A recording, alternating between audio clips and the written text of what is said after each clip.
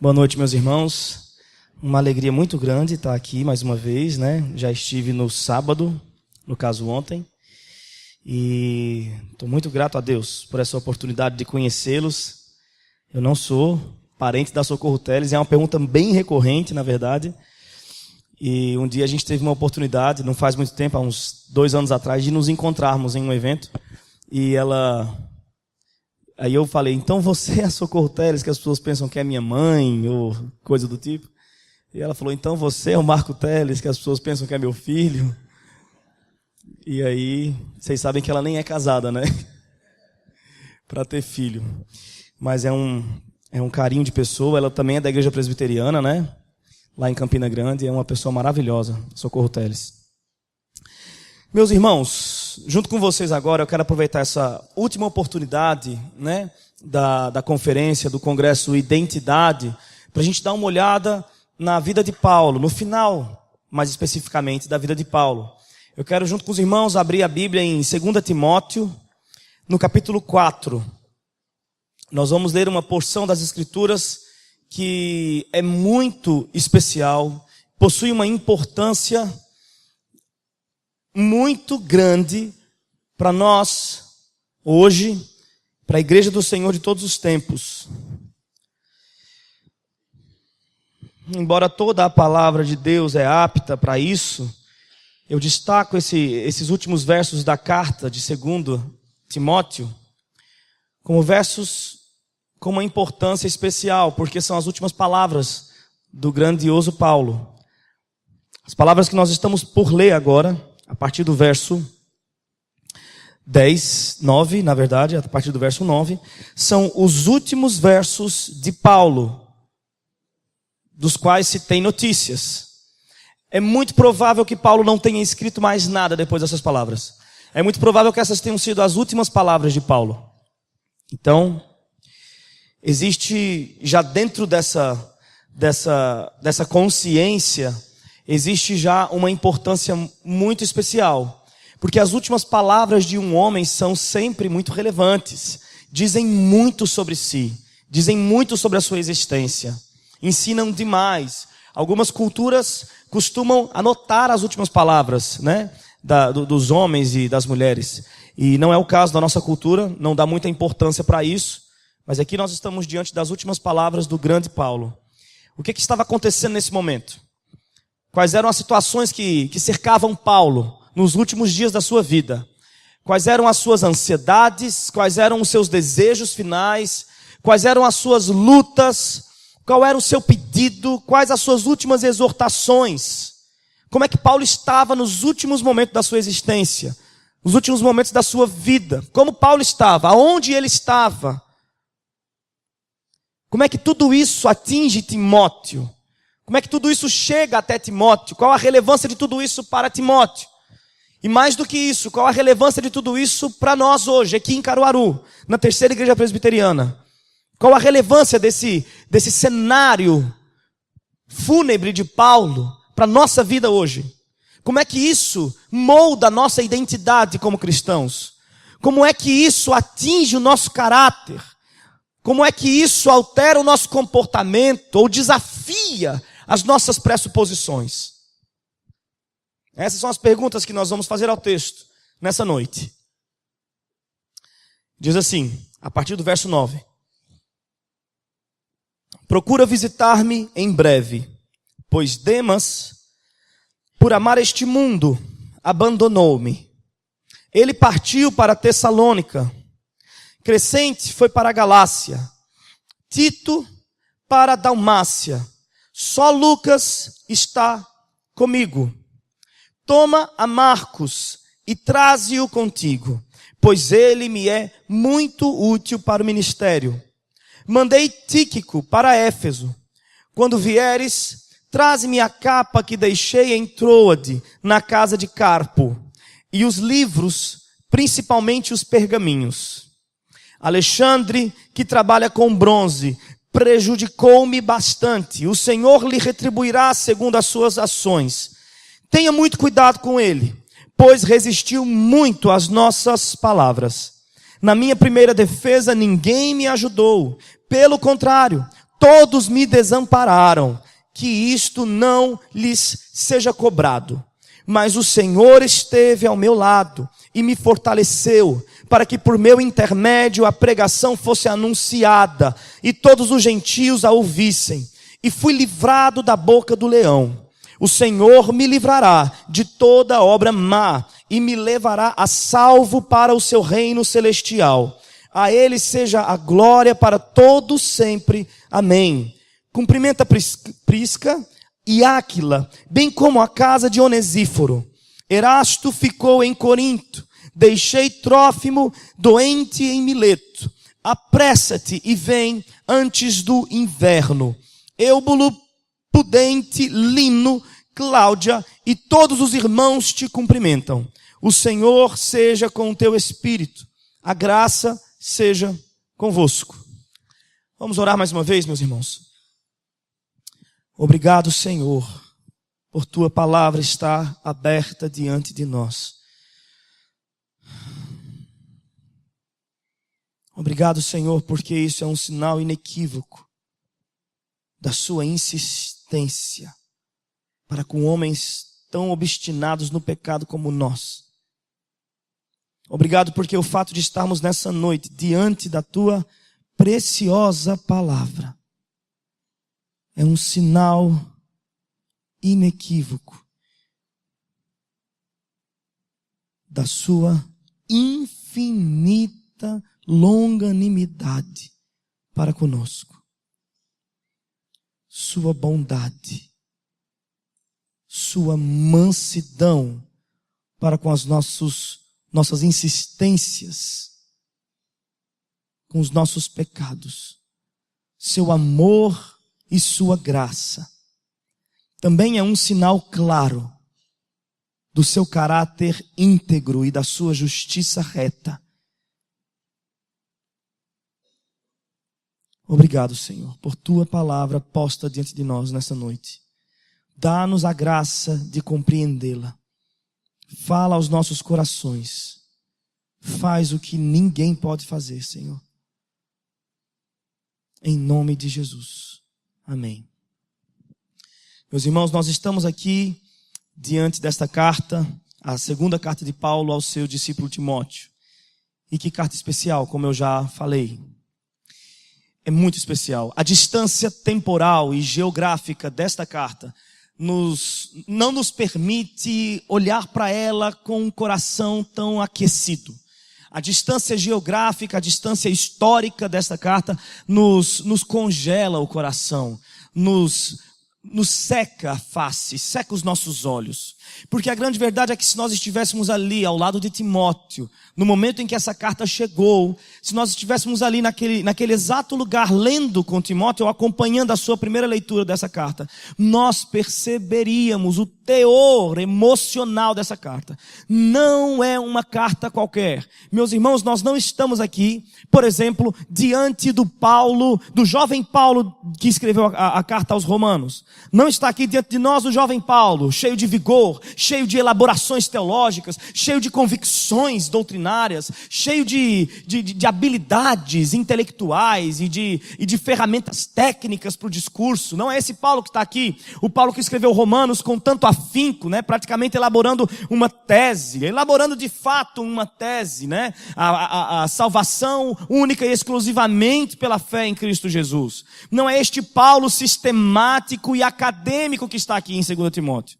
Nem tampouco nós estamos diante de um Paulo sangue nos olhos, que era o Paulo, por exemplo, de Corinto, ou o Paulo que escreveu a carta aos irmãos da Galácia. Não é esse Paulo sangue nos olhos que está aqui. Um Paulo que era mesmo capaz, ao ler a carta a gente tem a sensação de que ele está prestes a voar no gogó dos irmãos, dizendo: quem foi que impediu vocês? Como é que vocês deixaram isso acontecer? Como foi que vocês se esqueceram do Evangelho? Como foi que vocês se perderam no caminho?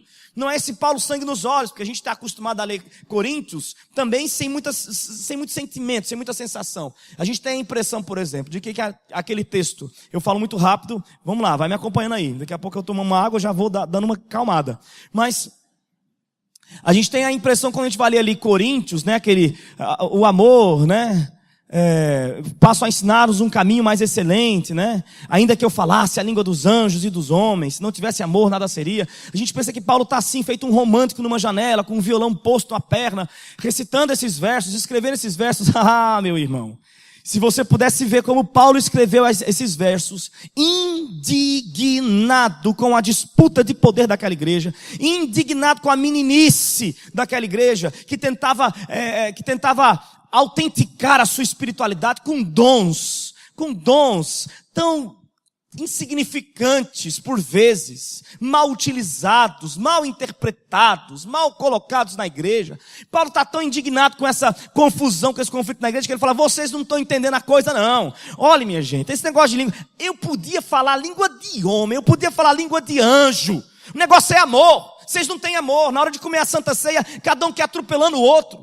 Eu podia vender meu corpo, vender meus bens e oferecer meu corpo para ser queimado em praça pública. Olha, se eu fizesse tudo isso, eu não ia passar de um de um sino. Esse é o Paulo de Coríntios. Desesperadamente irritado com o caminho que toma a igreja de Corinto, com o caminho que toma a igreja da Galácia. O Paulo que não deixa o desaforo dessas igrejas passar em branco. Ele tem que escrever uma carta. Ele tem que entrar numa polêmica. Ele tem que fazer um hashtag. Não é esse Paulo que está aqui em Timóteo. Não é o Paulo, aquele pastor amável, afável. Não é aquele pastor que escreveu, por exemplo, a carta aos irmãos de Éfeso. Uma igreja tão querida de Paulo. Uma igreja que o cooperou com o seu ministério, né? Que o auxiliou, que o suportou até os últimos dias da sua existência. Não é esse Paulo que está aqui. Esse Paulo que escreveu a carta aos Efésios com tanto cuidado pastoral, com aquela preocupação doutrinária, litúrgica da igreja. Não é esse Paulo que está aqui. Não é esse Paulo que está aqui dando doxologias, né? Explodindo em doxologia, como é o caso de Efésios capítulo 1. Não é esse Paulo que está aqui. Aqui nós estamos diante, meus irmãos, diante do velho e cansado Paulo. Que nós estamos diante do vovô Paulo, do senhor de idade. Que nós estamos diante de um senhor cansado, cheio de cicatrizes, com o rosto deformado pela barba, por fazer, as rugas espalhadas por todas as direções. Cabelo desgrenhado, está encerrado em um cárcere, jogado em uma masmorra escura, no meio de pedras frias, possivelmente doente, possivelmente já está desenvolvendo sintomas de tuberculose, possivelmente já está, partindo nos últimos momentos da sua vida, sofrendo ali todo aquele período de julgamento, né, de decisão do seu destino final. Como é que terminaria seus dias? Será que ele morreria ali de tuberculose, naquele buraco frio sem ver o sol, algemado pelos pés, com cadeias de bronze, horríveis, que abriam chagas terríveis nos seus tornozelos? Ou será que ele seria entregue aos leões? Ou será que ele seria crucificado como seu Senhor? O que se daria? Como é que seria o seu último fôlego? Em que circunstância viria isso? Esse é o Paulo diante do qual nós estamos nessa noite. O Paulo que já entendeu que sua caminhada terminou. Não é mais para escrever tratado teológico. Não é mais para resolver conflito entre irmãos. Não é mais para entrar em questões de doutrina. Não. Agora está na hora de partir. E Paulo mesmo já disse isso um pouquinho, alguns versos atrás. Quanto a mim, no verso 6, eu já estou indo embora, Timóteo. A minha vida está sendo derramada como oferta de libação. Ele usa essa figura de linguagem. A oferta de libação era o vinho aspergido no altar depois de todos os sacrifícios. Um dia inteiro de sacrifícios. E no final do dia, depois do último sacrifício ser feito, o sacerdote derramava vinho, uma oferta de vinho que lavava aquela pedra ensanguentada do sacrifício. E aquele aroma do mosto, da uva, invadia todo aquele pátio. As pessoas entendiam pelo aroma que havia chegado o fim. Terminou. Toda a dor já acabou. Todo o sofrimento do sacrifício passou. Todo o incômodo da morte passou. Está na hora da alegria do mosto e do vinho. Sabe? Exalar até chegar no santuário. E Paulo está dizendo, Timóteo, olha, eu estou indo, Timóteo. Estou partindo. Nós estamos diante de uma carta de um bom amigo. Mais do que isso, um pai, um mestre. Passando o bastão ao seu discípulo. Quando essa carta chegou na mão de Timóteo, Timóteo entendeu tudo. Não foi uma carta qualquer, foi uma eleição. Timóteo, eu te escolhi. É para você que a coisa vai. É com você que o carro vai andar agora. Prossegue, Timóteo. Segue adiante. Vocês percebem quantos sentimentos está contido nessa carta? Eu lhe aconselho ler por inteira, verso a verso, mastigar. Mas nós vamos para os últimos momentos dele. Qual é o último desejo de Paulo a Timóteo? Depois de tudo que já foi falado aqui, que você pode ver em casa. O último desejo de Paulo a Timóteo é, Timóteo, vem. Também é o primeiro. Porque Paulo já havia dito a Timóteo, Timóteo, acerca do dom que há em você, vem. E aqui ele encerra a carta reforçando o seu desejo, dizendo, Timóteo, sabe o que eu quero? Eu quero que você venha. Venha, mas venha depressa, Timóteo. Venha. Procura visitar-me em breve, pois Demas, por amar este mundo, abandonou-me. Vem, Timóteo, vem que a coisa está ficando feia. O primeiro que pulou fora foi Demas. Veja que interessante, se você procurar pelo nome de Demas nas Escrituras, você vai encontrá-lo sendo citado pelo próprio Paulo 3 vezes. A primeira vez que Demas é citado, em uma das cartas de Paulo, Demas é citado como cooperador de Paulo. Demas, meu cooperador. A segunda vez que Demas é citado por Paulo, ele é citado sem nenhum tipo de adjetivo que se agregasse ao seu nome. Demas. Paulo simplesmente diz Demas. E a terceira vez que Demas é citado, ele é citado como Demas abandonou-me. Vocês percebem o risco que nós estamos correndo? Vocês percebem que, embora hoje o seu nome esteja relacionado aos dos que estão na fé, cuidado. Cuidado, porque a história ainda não acabou. Tem cuidado. Tem cuidado de ti mesmo e daquilo que você tem colocado no seu coração. Porque nós estamos correndo um sério risco. Venha, Timóteo. Demas, amando este mundo, abandonou-me.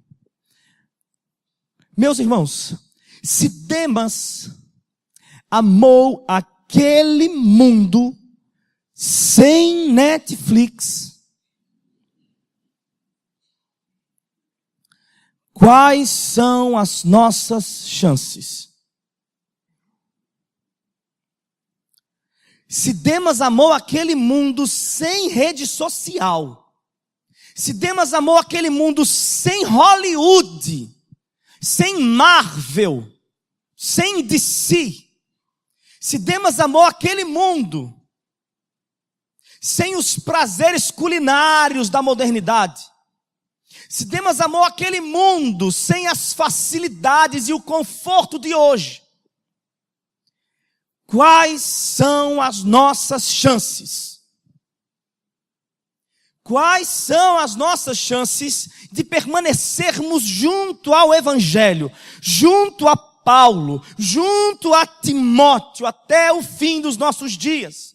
Como podemos garantir que o nosso nome no final da história não estará na estante que se chama Demas? Como garantir que o nosso sobrenome no céu não receberá o nome de Demas? Fulano de tal, Demas. Como garantir que a história de Demas não seja a nossa? É de urgente necessidade que a gente olhe para Paulo, olhe para o Evangelho e identifique com firmeza nossa identidade. Porque a grande verdade é, meus queridos irmãos, veja que chocante, neste exato momento aqui, neste salão, vocês que cantaram essas canções, que oraram pedindo perdão pelos seus pecados, que colocaram seus filhos na salinha ali agora da escolinha das crianças, muitos de vocês não estão mais correndo risco de se assemelhar a Demas, porque vocês já o são.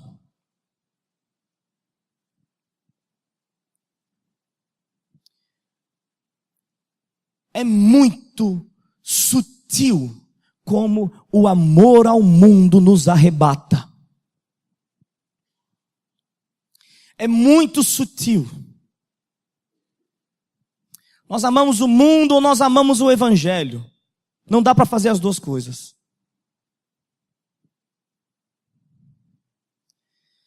Muitos de nós amam tanto esse mundo, os confortos desse mundo, que não resistiram.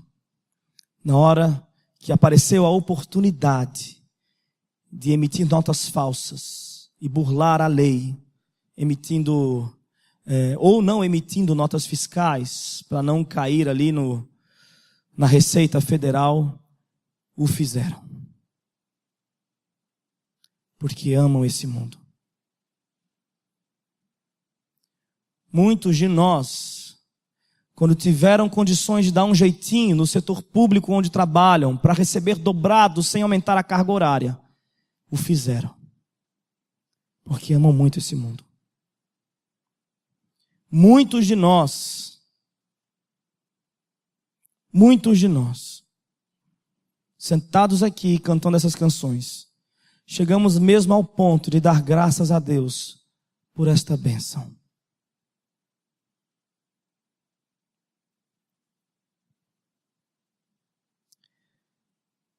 Querido cristão, que recebeu o maravilhoso dom da salvação, venha depressa. Venha depressa. Porque a enxurrada de Demas abandonando o Evangelho por amor ao mundo é de enlouquecer. Isso está expresso até mesmo nas nossas canções, não é verdade? As nossas canções falam da gente, falam do que a gente quer. E a gente não quer Cristo, não. A gente quer estar bem na fita. A gente não ama o Evangelho, não. A gente ama o mundo. E a gente canta pedindo a Deus o mundo. A gente quer ir para a direita e para a esquerda. A gente quer ter tudo que esse mundo possa dar. Porque esse mundo é o máximo.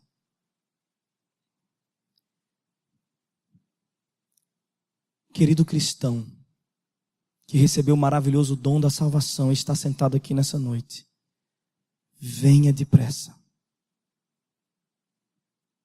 Venha depressa. Venha depressa porque os que não abandonaram tiveram que sair mesmo assim por conta da demanda. Veja o que o texto diz.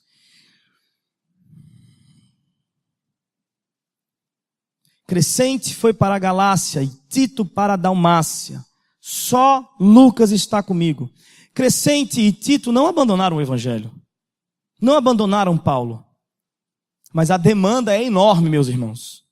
Existe mais campo do que cristãos para socorrer.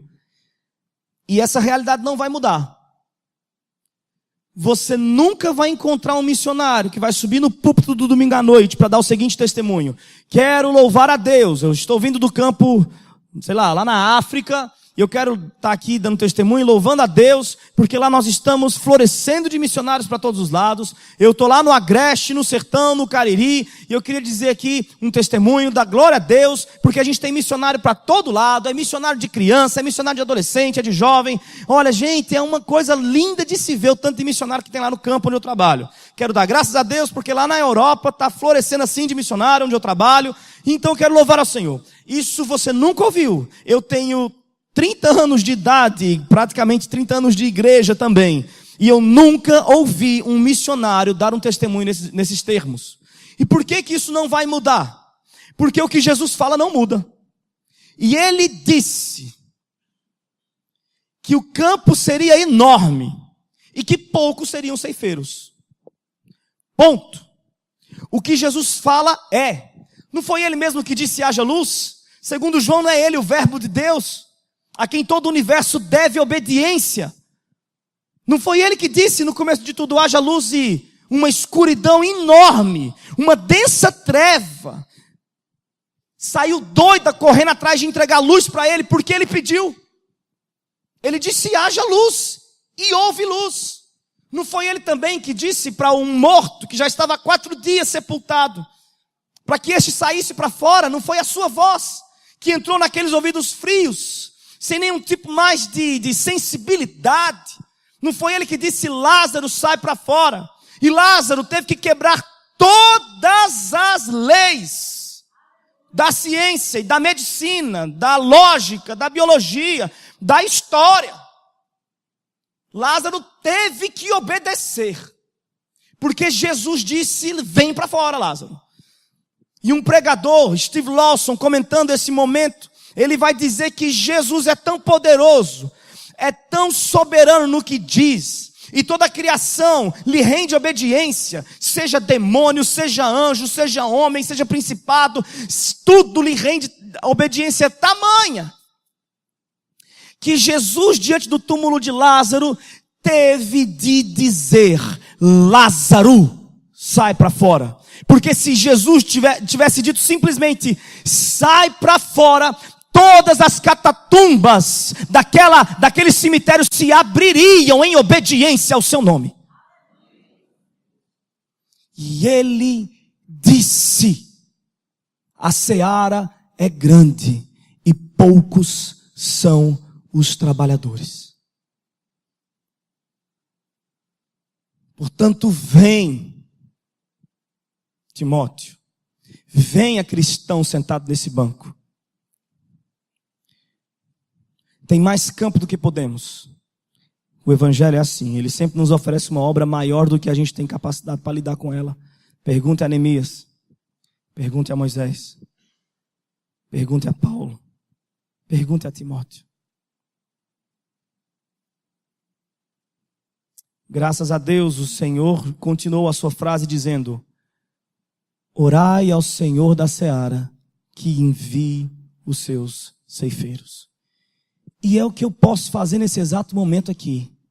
Pedir a Deus que por sua misericórdia, clemência e grande amor que possui pelos perdidos, que levante na terceira igreja presbiteriana de Caruaru, homens e mulheres fiéis ao evangelho, que amem mais a Cristo do que ao mundo, que amem mais o evangelho do que as suas próprias vidas, que optem muito mais pelo outro, pelo perdido, do que por suas próprias ambições e por suas próprias cobiças. Que Deus levante os seus ceifeiros fiéis nessa igreja, em nome de Jesus. Só Lucas está comigo. Não é de admirar que Lucas estivesse com Paulo nesse momento. Porque Lucas foi levantado por Deus para fazer exatamente isso. Observar e escrever. Lucas foi quem escreveu o Evangelho segundo Lucas. Foi também quem escreveu Atos dos Apóstolos. Lucas era um pesquisador extremamente sistemático e organizado. Dos 4 escritores do Evangelho de Cristo Jesus, Mateus, Marcos, Lucas e João, o Evangelho de Lucas é o que nos oferece maior riqueza de detalhes. É o que se preocupa mais com posicionamento cronológico da história de Cristo. É, por exemplo, o único que cita um episódio da infância de Jesus. Lucas foi levantado por Deus para observar com diligência, com cuidado a história do Evangelho e registrar. Ele o fez. Registrou a história de Cristo e depois registrou em continuidade a história dos apóstolos depois de Cristo. Lucas estava ali sempre olhando e registrando para a glória de Deus. Meus irmãos, louvado seja Deus pelo ministério de Lucas. Imagine quão perdidos nós estaríamos agora se Lucas não fosse tão diligente ao registrar os atos dos apóstolos, a estruturação da igreja. Como é que a gente estaria perdido hoje? A gente já está. A gente está feito barata tonta hoje. Tentando entender o que danado é igreja, o que não é igreja. Com Lucas à nossa disposição. Com o relato de Atos à nossa disposição. Agora imagine 100. Louvado seja Deus pelo ministério de Lucas. E aí talvez, meu querido Timóteo, sentado nessa cadeira aí, você esteja procurando a sua identidade e pensa o seguinte: olha, eu não tenho muito o que fazer, porque ministério se resume a cantar ou pregar. E eu não sei cantar. Eu também tenho um certo pânico de púlpito e de plataforma e de microfone. Meus queridos irmãos, quão valioso foi o trabalho de Lucas. Quão importante foi o trabalho de Lucas. Alguém pode medir em valores? O que você sabe fazer? Você sabe escrever? Então escreve. Vem depressa e escreve. O que você sabe fazer? Você sabe fazer comida?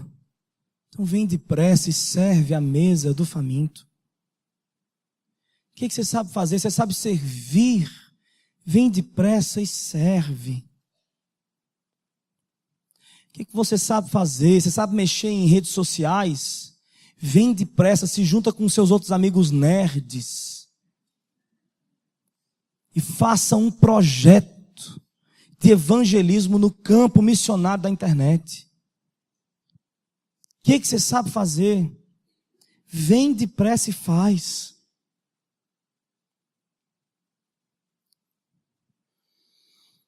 Toma a Marcos e traze-o contigo, pois ele me é muito útil para o ministério. Meus irmãos, esse versículo é incrível. Toda vez que eu leio, toma Marcos e traze-o contigo, porque me é útil. Isso refrigera a minha alma. Porque eu não sou dos homens mais fáceis da terra. Eu sou uma pessoa muito difícil. Sou impetuoso demais. Eu sou o sangue nos olhos de Corinto. E às vezes eu já não perco a paciência comigo. Digo, meu amigo, eu não vou aprender nunca. Eu não vou aprender nunca, não é possível. E eu olho para essa frase aqui, ó, toma Marcos e traze-o contigo, porque ele me é útil. Eu digo assim, Deus é fiel. Essa frase é um testemunho claro da fidelidade de Deus na santificação dos seus filhos. Na progressiva santificação dos seus filhos. Sabe por quê, meus queridos? Porque quando Paulo era jovem, impetuoso, um pouco inflexível, e foi fazer a sua primeira viagem missionária, Paulo foi junto com Barnabé e com Marcos, e levou Marcos com ele. Lá durante a viagem missionária, Marcos, por alguma eventualidade, que a gente não sabe ao certo o que é, Marcos voltou para trás. Marcos voltou para casa. E Paulo ficou bem bonzinho com Marcos, por ter abandonado o campo. Paulo ficou daquele jeito que ele estava em Corinto. Algum tempo depois, não muito tempo, Paulo foi fazer a sua segunda viagem missionária e Barnabé chega para Paulo e fala, Paulo, Marcos quer ir com a gente novamente. E Paulo disse, ó o dedinho, vai não. E Barnabé insistiu, tentando botar algum tipo de cabresto naquele cachorro louco do Paulo, cachorro raivoso que era Paulo. E disse, Paulo, Tenha paciência com o rapaz, Paulo. Paciência com o rapaz. Ele abandonou a gente no campo, Barnabé. Não vou levar esse peso morto, não. E Barnabé está ali insistindo, Paulo, você não faz um negócio desse, Paulo.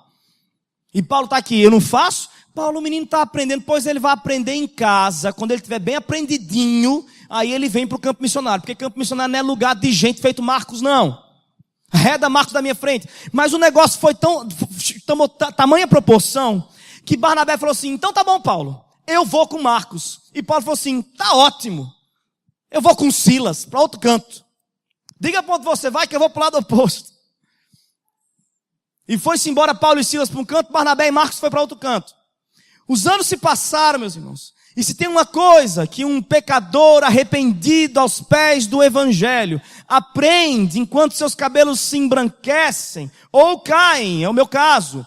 Se tem uma coisa que a gente vai aprendendo ao longo da nossa estrada cristã, e eu espero ser perito nessa lição, ainda não o sou.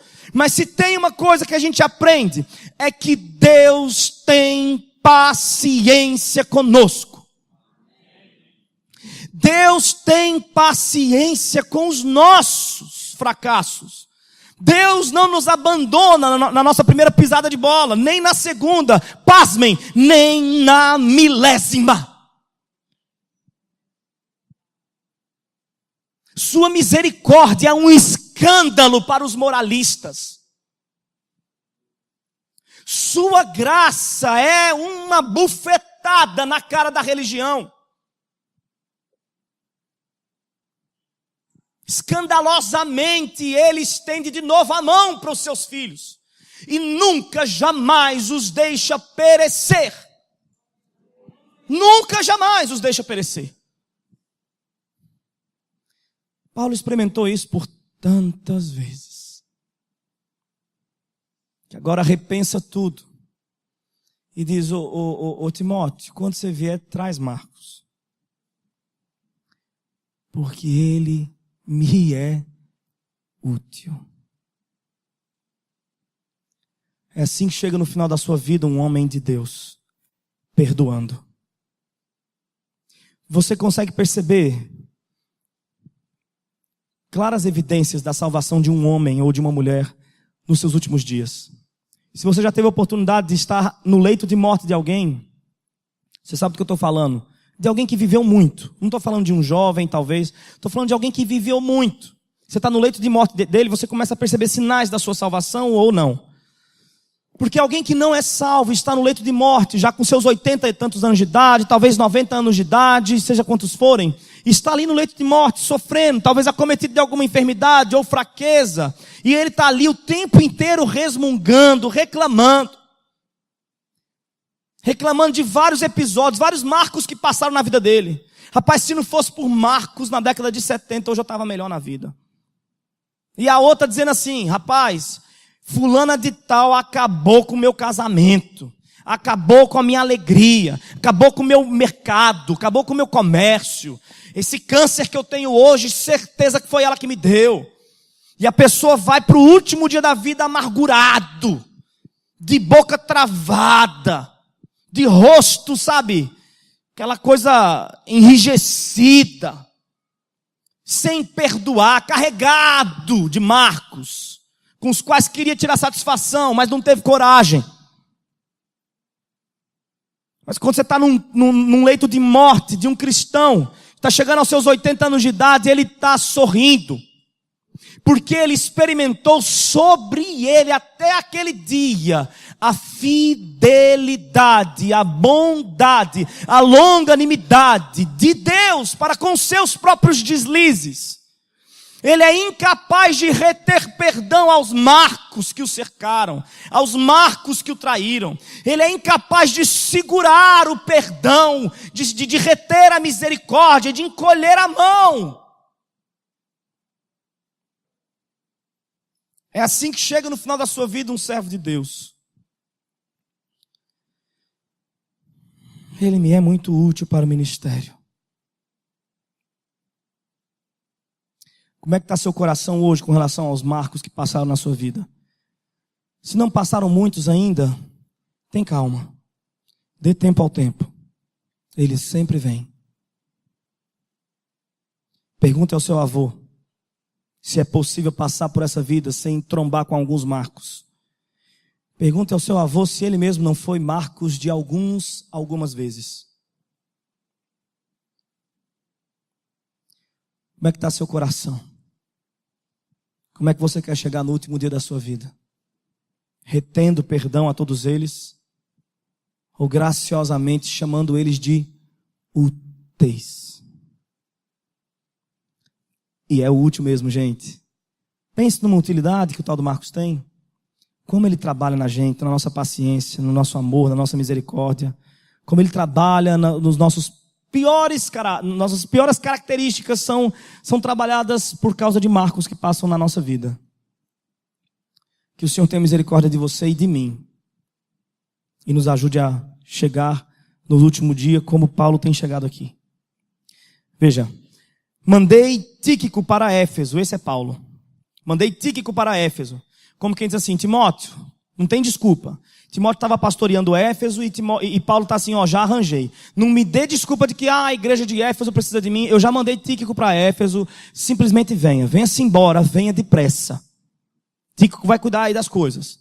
Quando vieres, presta atenção nesses versos. Quando vieres, traze-me a capa que deixei em Troade, na casa de Carpo, e os livros, principalmente os pergaminhos. Veja só os últimos pedidos de Paulo. Do velho e cansado Paulo. Quando você estiver vindo, me traz aí uma capa, porque eu tenho frio. Me traz alguns livros e os pergaminhos, porque meu coração também precisa ser aquecido. Minha mente precisa ser aquecida também. Oh, meus irmãos, se você soubesse a alegria que é ler um livro, como que isso aquece a alma. Você leria menos mensagens de WhatsApp e leria mais livros.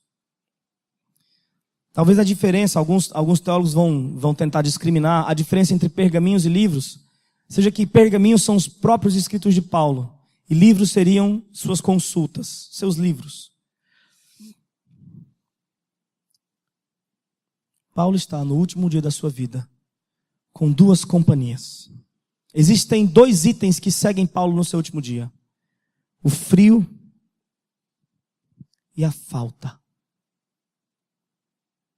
E nesse momento eu preciso fazer uma pergunta muito séria para você. A pergunta mais séria da noite.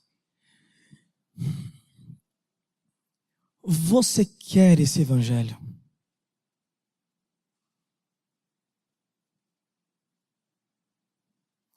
Pense direitinho. Você quer esse evangelho? Olhe para Paulo, olhe como é que ele chegou nos seus últimos dias. Não tinha do seu lado amigos, não tinha do seu lado bens materiais, não tinha do seu lado riquezas, prosperidade, conforto. Ele tinha dois itens que o acompanhavam insistentemente: o frio e a falta. Você quer esse evangelho? Se você começar a se envolver com esse evangelho, fique logo sabendo, ciente, se você não sabe disso ainda, vai ficar sabendo agora. Se você começar a se envolver com esse evangelho, se você começar a se relacionar demais, a se enamorar desse evangelho, e começar a vir aqui na igreja, começar a andar com os santos de Deus, se você começar a se envolver, ter alguma relação com esse evangelho, possivelmente você vai perder alguns amigos. Possivelmente você vai perder alguns contatos. Possivelmente você vai perder algumas muralhas emocionais que você construiu ao longo da sua existência. Razões que você elaborou na sua cabeça. Cuidado com esse povo. Se você se relacionar demais com esse povo, você pode começar a perder. E eu digo mais a você, se você de repente, não apenas se relacionar, mas abraçar esse evangelho. Se você abraçar esse evangelho, a palavra possivelmente sai do jogo. E você necessariamente vai ter que perder algumas coisas. Talvez você perca uma promoção muito sonhada, que necessitaria que você desse certas reboladas. E você não vai fazer isso porque abraçou o evangelho. Você quer esse evangelho? Talvez você perca, não talvez mais, agora necessariamente você vai perder amigos queridos do seu coração, que vão se postular radicalmente contra as suas novas ideias, a sua nova visão e percepção de vida. Você quer esse evangelho?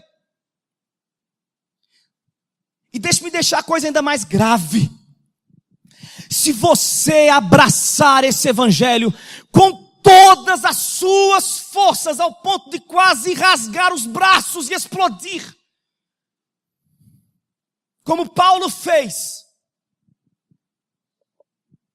você está correndo um sério risco de chegar ao último dia da sua vida e pegar ali no escuro uma pena qualquer e um pedaço de papiro e escrever para um amigo distante: ei, você poderia me trazer uma capa e alguns livros?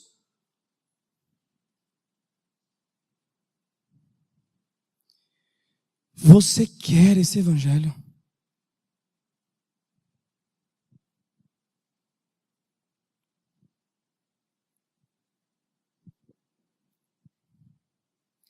Alexandre, que trabalha com bronze, prejudicou-me bastante. O Senhor lhe retribuirá segundo as suas ações. Esse Alexandre, meus irmãos, que trabalha com bronze.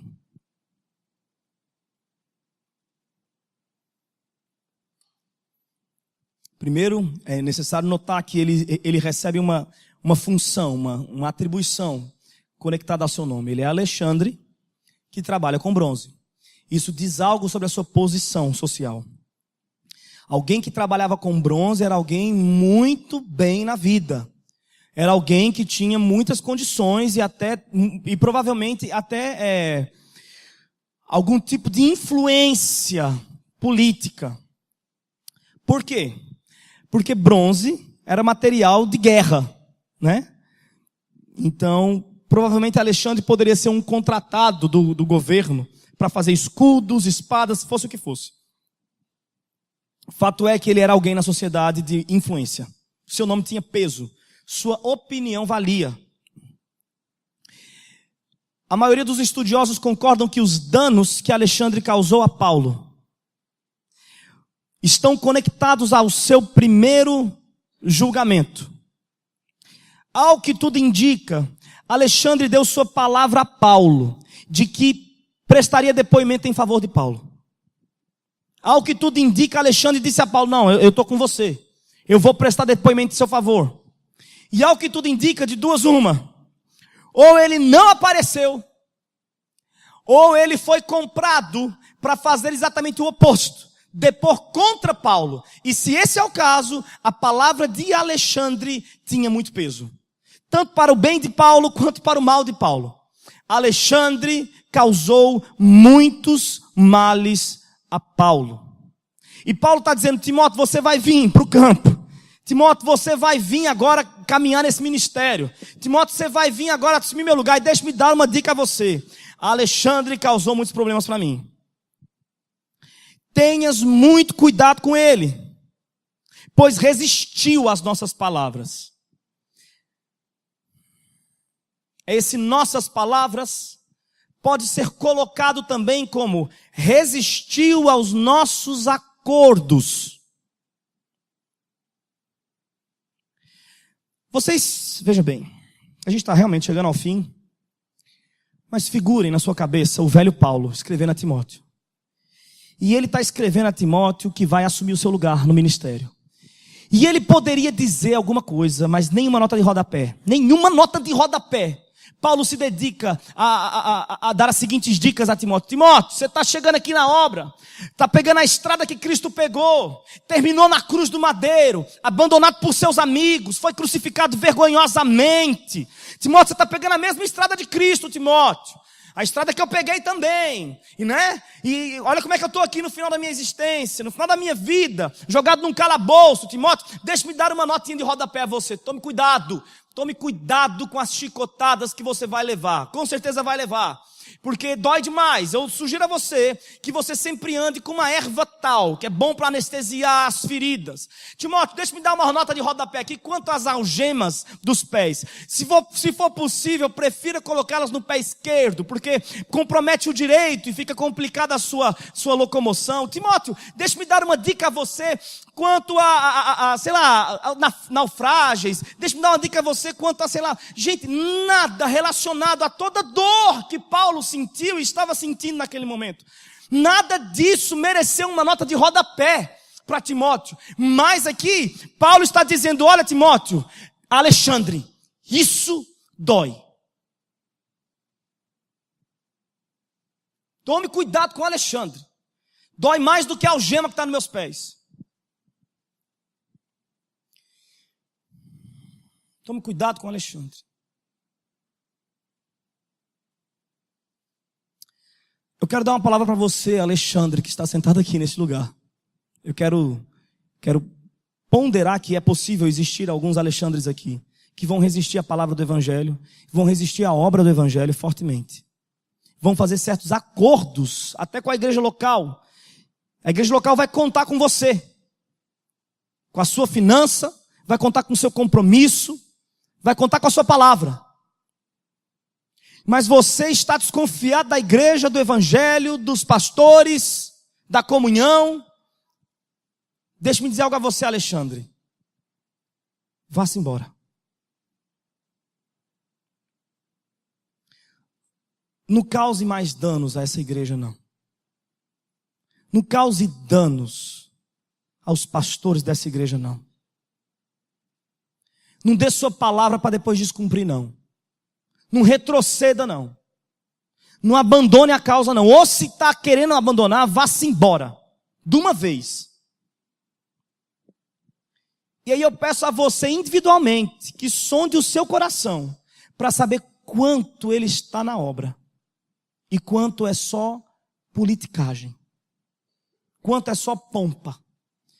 Se for o caso, não faça isso com o evangelho. Veja bem, você não vai magoar o pastor apenas, os pastores apenas, ou a igreja, os irmãos apenas.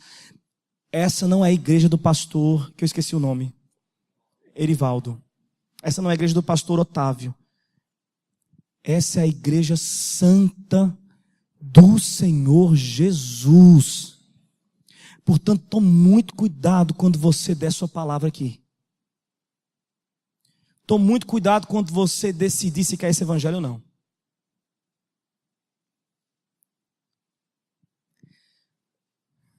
Tenhas muito cuidado com ele, pois resistiu muito às nossas palavras.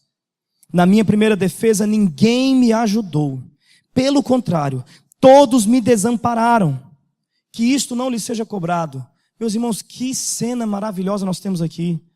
Por mais tenebrosa que possa parecer em primeira olhada, veja por outro ângulo. Paulo está abandonado ali, tudo bem, isso é triste, isso é horrível. Por que eu chamo essa cena de maravilhosa? Veja por outro ângulo. Meus irmãos, veja como ele está se parecendo com Cristo em sua morte.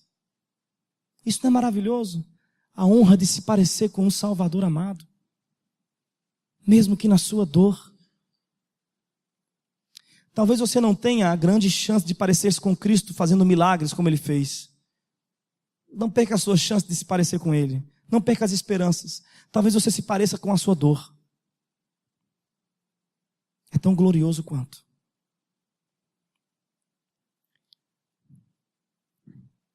Ninguém esteve com Paulo na sua primeira defesa. Alexandre também não esteve e ninguém esteve. Vamos fazer um exercício, vamos imaginar o velhinho Paulo entrando algemado no meio daquele tribunal, olhares curiosos por todos os lados, uma tribuna, um júri à sua frente, soldados à sua volta, gente querendo o seu sangue, gente desejando a sua morte, gente com desejo, salivando por carnificina. E Paulo entra ali com dificuldade, talvez um pouco encurvado por conta dos seus problemas de saúde, sabe? Entra ali desgrenhado, com sua barba por fazer, as mãos sujas, o rosto imundo, descalço, as vestes rasgadas. E ele vai entrando e é posto ali no meio de todos. E de repente, enquanto algum escrivão está lendo o seu caso, imagine o velho e cansado Paulo tentando tirar dos seus olhos algumas lágrimas e tentando tirar o cabelo que lhe atrapalhava a visão também, e procurando no meio da multidão. Imagine o velho Paulo, enquanto o seu caso é lido, procurando na multidão algum rosto conhecido, alguém que lhe pudesse dar um apoio, lhe servir de consolo, lhe dar forças para o que estava prestes a fazer, sua defesa. Aquele momento podia ser determinante quanto ao seu destino. E Paulo procura onde está o fruto do meu penoso trabalho. E ele não encontra um só rosto amistoso. Ele não encontra um só amigo de estrada. Ele olha à sua volta e tudo que ele vê é acusação, solitude. Imagine você a tentação que Paulo estava vivendo naquele exato momento, prestes a se lançar no absurdo da ansiedade, prestes a sucumbir no pânico. O demônio, a ansiedade, sua carne, espíritos poderiam estar à sua volta naquele exato momento, dizendo assim: o que foi que você fez com a sua vida, Paulo? Você tinha talento, você tinha nome, você tinha amigo na praça, você tinha tudo. Você era o mais inteligente da turma, Paulo. Você podia ser um juiz, você podia estar sentado naquela poltrona principal agora mesmo, julgando os hereges. Era você que era para estar ali. Você podia ser um grande advogado, você podia ser um grande consultor político. Paulo, o que foi que você fez com a sua vida? Aonde você enterrou os seus dias? Olha ao seu redor, Paulo. Seu ministério é um fracasso. Tudo que você fez não valeu nada. Não tem ninguém aqui, Paulo. Talvez quando Paulo estava mesmo a um passo de se desesperar e abandonar a fé, ele decidiu olhar mais uma vez. Quando ele abre os olhos, lá está a mesma luz incandescente que o cegou por 3 dias há tantos anos atrás. Ainda está lá o seu amado. O Senhor esteve ao meu lado. O Senhor esteve ao meu lado. Meus irmãos, eu preciso voltar no assunto e completar a história. Se você abraçar o Evangelho com todas as suas forças, a ponto de quase arrebentar os próprios braços, é muito provável que você chegue no último dia da sua vida, escrevendo para um amigo distante, dizendo: ei, você poderia me arranjar uma capa para o frio, alguns livros para aquecer a alma? É muito possível que você chegue no final da sua vida sozinho, com frio e com falta. Mas não é possível que você chegue ao último dia da sua vida sem o Salvador ao seu lado. Não é possível, definitivamente não é possível.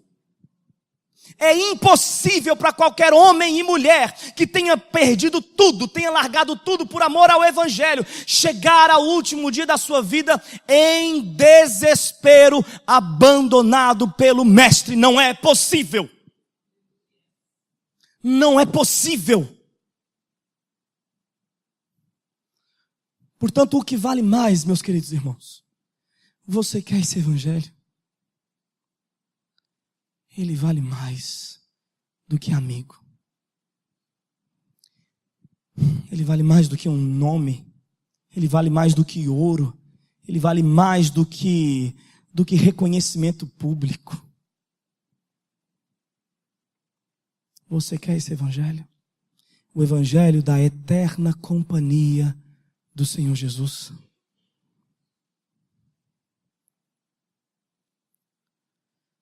O Senhor esteve ao meu lado e me fortaleceu, para que por meu intermédio a pregação fosse anunciada e todos os gentios a ouvissem. Meus irmãos, voltemos à cena. Paulo está ali e percebe que o seu amado está ao seu lado. E agora, nessa chance única que ele tem, ele escuta o juiz dizendo: o que você tem a declarar em seu favor, Paulo? E Paulo ainda está ali hipnotizado, olhando para a sua luz amada, olhando para o seu companheiro de todas as horas, olhando para o seu amigo eterno.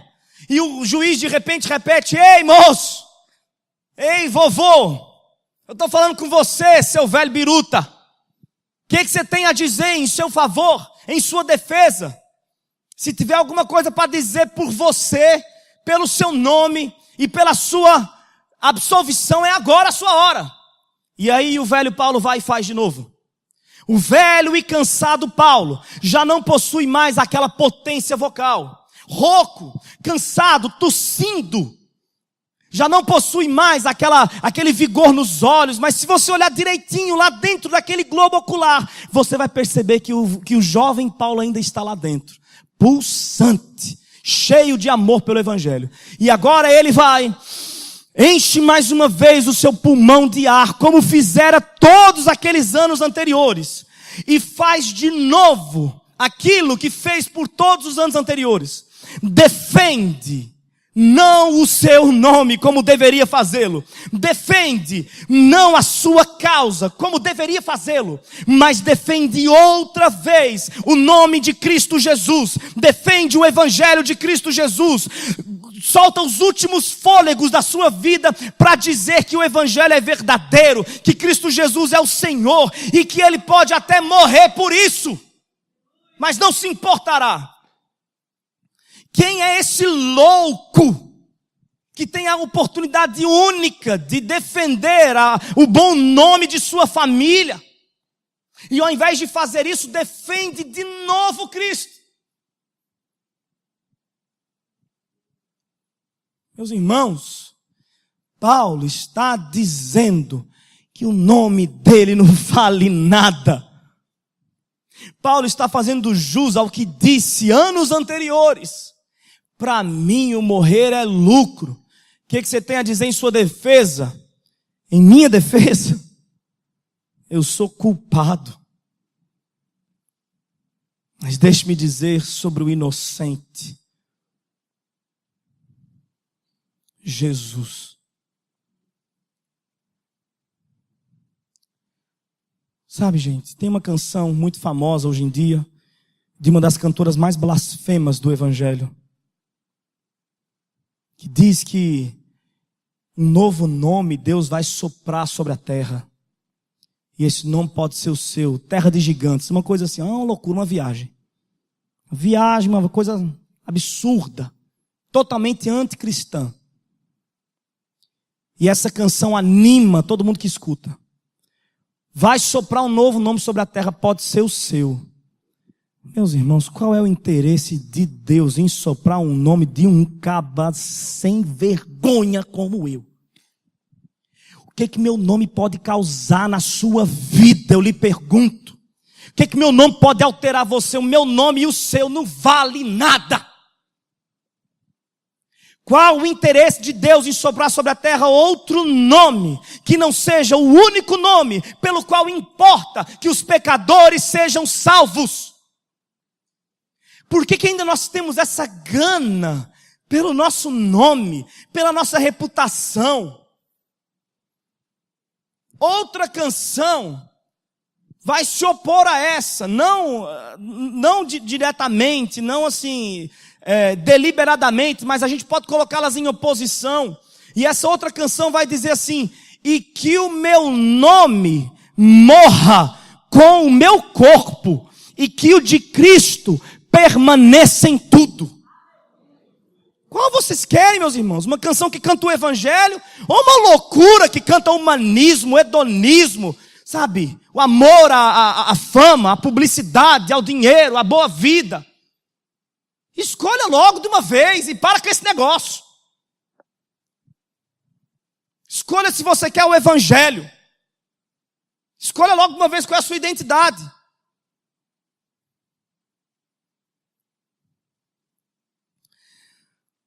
E depois que Paulo faz isso, ele diz aqui: e Timóteo, sabe de uma coisa? Eu fui livrado da boca do leão. não é uma coisa assim absurda. Ele não defendeu o seu nome e foi livrado da boca do leão. O Senhor me livrará de toda obra má e me levará a salvo para o seu reino celestial. A Ele seja glória para todo sempre. Amém. Esse verso 18 é muito especial. O Senhor me livrará de toda obra má. Meus irmãos, Paulo estava certo de que o Senhor o livraria de toda obra má. Ele tinha certeza disso. Vocês acham que isso aconteceu? Deus o livrou de toda obra má? Deixe-me dizer só o que aconteceu em sequência a isso. Não muitos dias depois, Paulo foi decapitado. Embora livre da boca dos leões, naquela oportunidade, não muitos dias depois, não teve uma oportunidade de ser livre da morte e foi decapitado. A minha pergunta é: Paulo errou quanto à sua segurança? O Senhor me livrará de toda obra má. Próxima cena está Paulo amarrado, com o braço em um cavalo, outro braço a outro cavalo, uma perna a um outro cavalo, outra perna a um outro cavalo, e sua cabeça amarrada a um quinto cavalo. Prestes a ouvir o grito dos espantadores de cavalo, queria decapitar Paulo. O Senhor me livrará de toda obra má. E veja como ele está. É porque para a gente, ocidentais, pós-modernos, gospels, neopentecostalizados, influenciados pela doutrina apodrecida americana, para nós, ser livre de toda obra má é ser livre de morrer. E a gente crê que é isso mesmo. Por mais que seja a coisa mais absurda do mundo. Porque a gente vai crendo e as pessoas continuam morrendo. Para a gente ser livre de toda obra má é não ficar doente. É um absurdo, porque a gente vai crendo que é exatamente isso, mas a gente vai ficando doente enquanto crê. A gente pensa que ser livre de toda obra má é não ficar pobre. O que é um absurdo. Uma vez que mais de 70% dos cristãos são pobres. A gente crê que é isso. Tem alguma coisa errada. Ou a Bíblia está errada, ou a gente. Quem que vocês acham que está errado? Para Paulo, obra má não era pobreza, não. Nem pobre, ser pobre. Menino, eu sei ser pobre. Deixa comigo. É para ser pobre? Vamos embora ser pobre. Obra mais ser doente? Homem, pelo amor de Deus. Eu sei servir ao Senhor na doença também. Na fraqueza. Vixe, várias vezes. É para estar no vale? Vamos embora para o vale. É para subir a montanha? Vamos subir a montanha. É para ser famoso? Vamos ser famoso. É para ser anônimo? Tudo tranquilo. Agora tem uma coisa que eu não abro mão. A minha fé. A grande glória de Paulo. E ele escreve aqui, nessa mesma carta: Timóteo, completei a carreira e guardei dinheiro. Completei a carreira e guardei uma série de bens materiais que eu quero deixar de herança para você. Não. Timóteo, eu completei a carreira e guardei a fé. Obra má para Paulo foi a obra má que Demas caiu.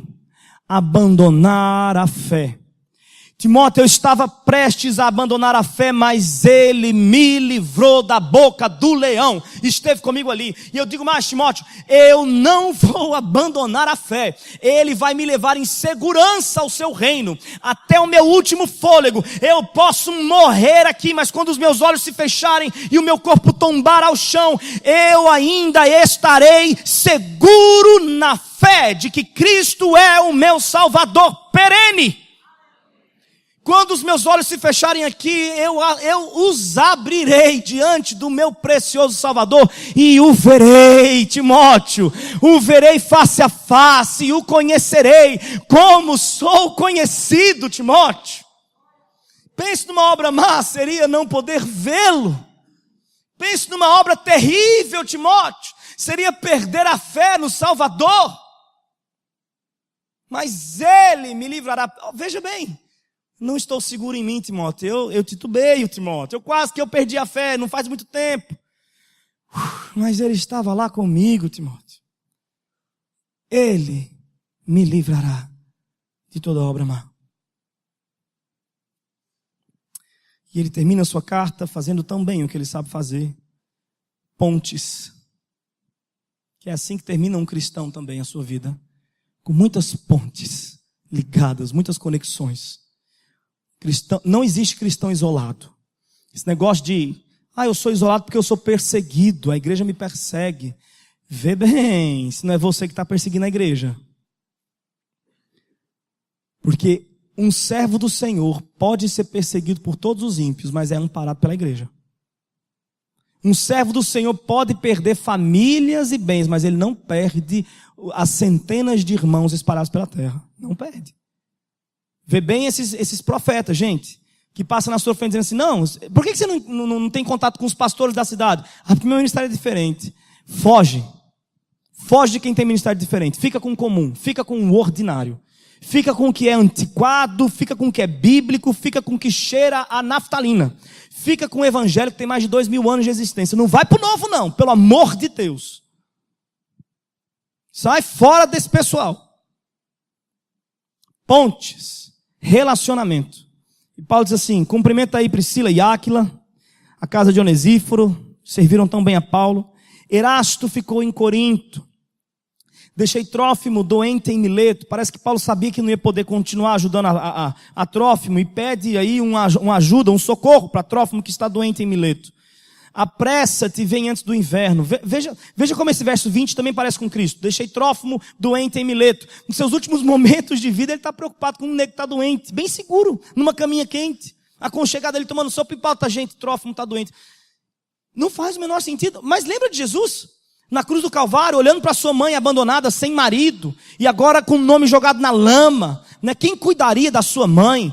Quem se importaria com aquela Dona Maria, né? A mãe do criminoso crucificado? E Jesus está ali, João, cuida. Mãe, você não vai ficar sozinha não, você tem um filho aí. Isso é tão cristão. Mesmo na sua dor mais terrível, pensar no outro. Que, diga-se de passagem, nem está doendo tanto assim, quanto você. Isso é tão cristão, gente. Apressa-te e vem antes do inverno. Olha só esses últimos nomes. Eúbulo, Pudente, Lino, Cláudia e todos os irmãos te cumprimentam. Sabe quem são esses? Que maravilha, gente. Registrado aqui pra gente. Os últimos discípulos de Paulo. Feitos na própria prisão. Paulo está doente, prestes a morrer. E está se interessando ainda em visitar o da cela vizinha e dizer assim, ei, vem cá, deixa eu te falar do evangelho. Fica tranquilo com relação a essas cadeias aí. Eu tenho uma notícia para você. Eu tenho uma notícia maravilhosa. Nenhuma dor pode consumir aquele que está em Cristo Jesus e firmado no seu evangelho. E aí foi arrebanhando os seus últimos e está aqui, Vem depressa, vem antes do inverno. E já vou logo dizendo, se você chegar e eu não estiver mais aqui, procure por Eúbulo, Prudente, Lino e Cláudia. Porque também estão na fé agora.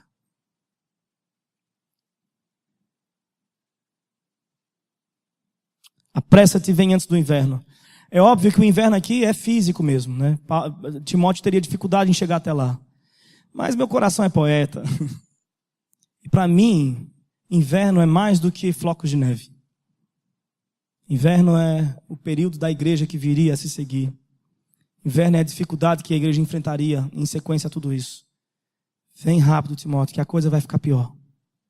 Sabe, Demas, e toda essa necessidade, Alexandre, vem logo que o inverno está chegando.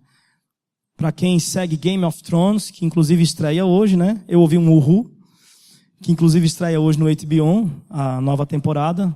The winter is coming. O inverno está chegando, Timóteo. Vem depressa. E o seu último verso. Muita reverência às últimas palavras do São Paulo. O Senhor seja com o teu espírito. A graça seja convosco. Ponto. Descansa a pena do profeta. Descansa o profeta eternamente nos braços do seu Salvador. Timóteo, eu vou lhe desejar uma última coisa. Que a graça seja com você. Timóteo, deixe-me dizer um negócio a você. Eu podia lhe desejar tanta coisa. Eu podia dizer assim, Timóteo, que nunca você fique doente. Mas eu quero algo que seja mais valioso do que saúde física. Algo que não se corrompa. Timóteo, que você tenha toda a riqueza do mundo. É pouco, Timóteo. Espera, calma, deixa eu ver o que há de mais. Eu vivi tantos anos, eu vi tanta coisa, deixa eu ver o que há de mais precioso no universo. Timóteo, que todos os amigos estejam à volta da sua mesa sempre, lhe paparicando e lhe saudando e admirando seus talentos, sua retórica, sua importância, sua proeminência. Não, isso é pouco também. Calma, eu já tive isso, não vale nada. Até atrapalha, inclusive. Espera, calma, Timóteo. Deixa eu ver o que vale mais. Timóteo, eu podia lhe desejar tudo que há de bom. Viagens, fama, amigo, dinheiro. Mas, Timóteo, eu vou lhe desejar o que há de mais precioso para qualquer homem, para qualquer mulher, para qualquer pessoa. Timóteo, que a graça de Deus esteja com você. E eu não podia desejar outra coisa, Timóteo, porque você é um jovem, eu sei todos os seus conflitos, eu sei o tanto de fantasmas que lhe visitam de noite, eu sei da ansiedade que lhe bate, eu sei do tanto que você lida com seus pecados. Timóteo, eu já tive a sua idade. E quando eu tive a sua idade, Timóteo, eu era tão atormentado com tanta coisa. Olha, Timóteo, eu orava por um doente aqui, quando eu via eu estava enfermo. Eu orava por outro ali, quando eu via eu estava com espinho na carne. Timóteo, eu corria, eu pregava, quando eu via eu era reprovado. O bem que eu queria fazer eu não conseguia, o mal que eu não queria fazer era todo dia. Timóteo, pensa numa loucura, Timóteo, um jovem de coração, sabe, rebelde, selvagem, desesperado, constrangido. E eu me dobrei, Timóteo, aos pés de Deus. E eu disse assim, Senhor, tira esse espinho da minha carne, me faz santo, me faz perfeito, me cura das minhas doenças, me faz pleno assim, sabe, melhor dessa terra, o melhor dessa vida, o melhor dessa existência. Me faz uma pessoa sem problema, pelo amor de Deus. Para que eu pregue o evangelho? E Timóteo, sabe o que foi que Deus me disse? Disse que tinha algo que valia mais. Timóteo, eu tinha a sua idade e eu ouvi a voz de Deus dizendo assim, ei, tem calma, coração. Não se aveste não, rapaz. A minha graça te basta. E bastou, Timóteo. E bastou, Timóteo. Foi por meio da graça que eu consegui chegar até aqui. Quantas vezes eu quis vacilar, quantas outras vezes eu vacilei, mas a graça me trouxe até aqui. Não se engane, Timóteo, eu não estou nessas cadeias resistindo bravamente por ter sido feito de um material diferente dos demais. Eu não sou herói de ninguém. Timóteo, é a graça de Deus que me trouxe até aqui, Timóteo. Timóteo, eu não estou aqui por minha bravura, eu sou covarde. Timóteo, para você que não lembra, eu matei cristãos. Eu sou o mais covarde da fé. Eu matei gente do bem, Timóteo, eu carregava isso nas minhas mãos. Mas veja, quem me trouxe até aqui foi a graça. E sabe de uma coisa, Timóteo? Quando os meus olhos se fecharem aqui e eu tombar, quem vai me levantar em seus braços resilientes, seus braços fortes, é a graça que tem mãos e pés, a graça que tem olho e tem aroma, a graça que tem voz e tem sorriso, a graça que tem nome. Timóteo, o nome dele é Jesus Cristo. Ele vai me tomar em seus braços e ele vai entrar. Eu não vou ter a honra, Timóteo, nem mesmo de pegar na maçaneta daqueles portões eternos, porque não mereço. Mas, Timóteo, a graça abrirá para mim os seus portões e eu entrarei carregado, Timóteo, pela graça. Timóteo, pela graça eu vou me assentar numa mesa que não merece um assassino. Vou me sentar do lado de Davi. Também é outro que não merecia a mesa, Timóteo. Vamos sentar do lado de Abraão, é outro também mentiroso, Timóteo. Timóteo, vamos sentar do lado de Jacó, não vou nem dizer, Timóteo, que Jacó é enganador. Timóteo, eu vou sentar do lado de gente tão maravilhosa. Ninguém ali merece aquela, cada um mais constrangido do que o outro, se entreolhando e dando glórias. A graça de Cristo Jesus, que nos trouxe, nos carregou e nos colocou em segurança eterna. Timóteo, que a graça de Cristo esteja com você. O que vale mais, meus irmãos? O que vale mais? Eu não sei se Timóteo chegou antes do inverno, mas a pergunta não é essa. A pergunta é se você vai chegar antes do inverno. A pergunta é quanto tempo mais você vai esperar para se levantar em favor do Evangelho de Cristo Jesus. A pergunta é se você vai deixar passar essa chance de ser um cristão de verdade.